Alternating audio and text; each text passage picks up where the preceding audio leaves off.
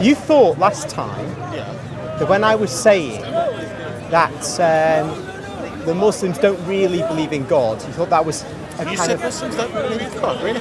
Oh, you've forgotten. Yeah, I was saying they believe in God effectively in an incomplete way. In an incomplete. Yes. Because obviously from a Catholic point of view, where we believe in the Holy Trinity, we don't deny that the Muslims believe in a creator, but obviously we would say from our perspective it's incomplete. And I think the Muslims would say the same from their perspective, or maybe it's over-complete, in that there are three persons from our point of view, not one person. Yeah. So that was really... It's interesting you raised that because I had a debate. Are you filming? Are you filming? Yes, that's fine. sorry. Yeah. I just had a debate with a Christian, and he was saying that in the Old Testament, Deuteronomy 6:4, where it says, "Hear, O Israel, the Lord our God is one," he said that the word for one, which is ehad in Hebrew, means a compound unity.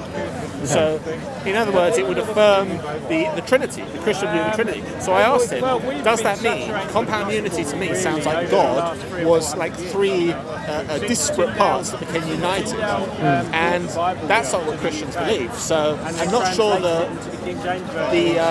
lexicon was correct there. I think though that firstly, I can't pretend to be precise on this, but I think it was Michael H. Brown who was a Jew, rabbinic Jew, converted to born-again Christianity as a scholar of the ancient languages. And that's where I heard it said one of the first times.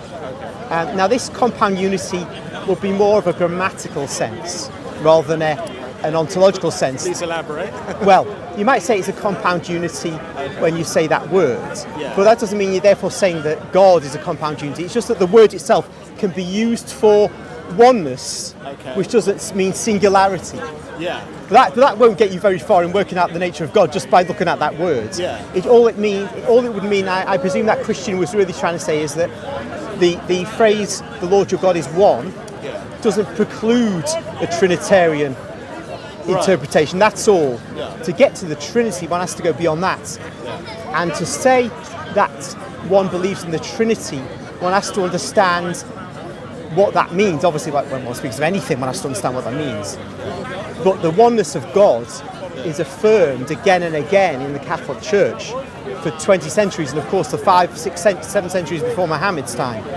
And anybody who would say, well, there are three gods, would be condemned as a heretic. So why there's any issue over this, I think it's because those who are not believers in the Trinity, as well as those who do believe in the Trinity, just don't understand what the Trinity is.